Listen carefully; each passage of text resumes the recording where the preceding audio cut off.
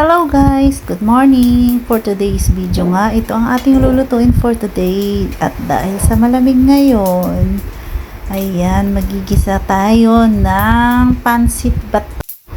So ayan, inuna ko yung taba, hiniwa-hiwa ko at pinamantika ko lang siya. Tapos nung natanggalan na ng mantika, sinunod ko na ang kanyang laman. Ayan, akin po muna siyang lulutuin. Yan, igilid po muna natin siya, tapos ilagay na po natin ang bawang. Yan, para tipid po kayo sa mantika, ganun po ang aking ginawa. Kasi mataba-taba po ang baboy na aking nabili. So, yun, hiniwa-hiwa ko yung mga taba at pinamantika ko lang siya. Tapos yung mantika ng baboy, ayan na rin po ang aking pinagigisahan ngayon. Yan, hiwain lang po natin ang ating bawang hanggang maging kulay brown na siya. Tapos ilagay na natin ang sibuyas. Masarap ito dahil sa malamig ang panahon ngayon. Pansit bato. Masarap po itong pansit bato na ito kasi galing po siya sa Bicol. Medyo mahirap lutuin ang noodles na ito kasi nga medyo matigas siya, kaya kailangan mo ng time para lumambot siya. So ayan na nga, ginisa na natin ang ating mamoy para sa ating ginisang gulay.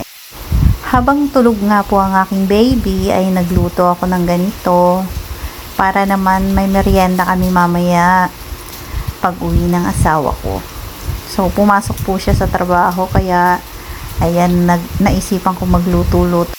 So, ayan, habang pinapalambot natin ang baboy, nilagyan ko siya ng pampalasang magic syrup. Ang magic syrup naman talaga ay nakakapagpasarap po ng lulutuin natin. Tama. O siya. Ayan, nilagyan ko na rin siya ng Baguio beans. Para naman may gulay ang ating lulutuin. Kasi po ako ay mahilig talaga sa gulay. Kaya gusto ko ang mga pansit ay marami ring gulay. Ang pansit bato nga po na ito ay aking paborito. Isa sa mga paborito ko dahil masarap po siyang kainin. So, ayan, nung nagisa na ang ating Baguio beans, isinama ko na rin ang repolyo natin para maluto-luto na siya. Tapos, mamaya, hahanguin natin ito para hindi naman siya malasog.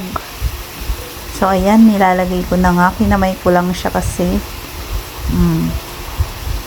ang aking kamay ay marami ng ugat dahil sa plancha, nababasa. Nung ako'y nag-aaral pa, ayan, kaya inugat na ang aking kamay. So, pag nag-asawa naman tayo, ay hindi na mahalaga yung mga ganyang bagay. Kasi nga, ang mahalaga sa buhay, pag nag-asawa ka na, kailangan na asikaso mo ang inyong pamamahay, ang inyong mga anak, ang inyong asawa, ganun. Pero, kailangan pa rin naman nating magpaganda kahit papano, kahit may asawa na tayo. Huwag naman nating pabayaan ang ating sarili, ano? Pero hindi na yun yung priority natin, kagaya ng tayo single pa, diba? Kapag nag-asawa na tayo, syempre, priority mo na yung mga anak mo. Ang asawa mo, asikasuhin mo para pumasok sa trabaho at para may pangkain kayo, 'di ba? Ganun. Balik tayo dito sa ating niluluto. Ayan, haluin muna natin para magisa naman ang ating repolyo. Tapos, pag naluto-luto na 'yan, hahanguin natin para hindi naman malasog at magpapakulo tayo ng tubig na ating paglalagyan ng pansit. Noong ako ay dalaga pa at nag-aaral ako ng college, ang aking paborito ay pansit canton, yung may maraming gulay at saka may taba, saka may atay balon-balunan. Ayan, tas may kaunting sabaw. Yun po ang aking paborito. So, nung ako ay nag-asawa, Saka ko natikman itong pansit bato na ito. Aba, napakasarap naman talaga. Parang nakakalimutan mo na nag-asawa ka na. Joke lang. So, ayan. Hanguin na nga natin siya para tayo ay makapagpakulo naman ng tubig. Napakadali lang po nitong lutuin. Hindi ko na nga nilagyan ng maraming sahog.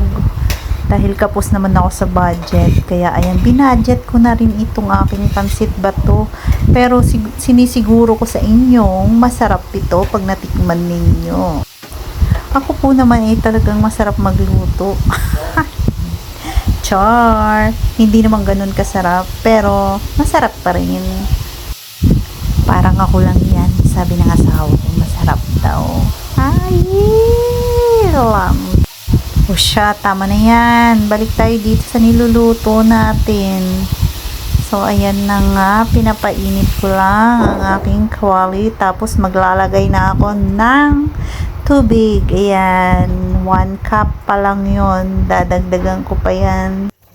Gagawin ko nga yung 2 cup para naman may sabaw-sabaw ang ating pansit bato nang masarapan tayo. Oh, siya. Ayan.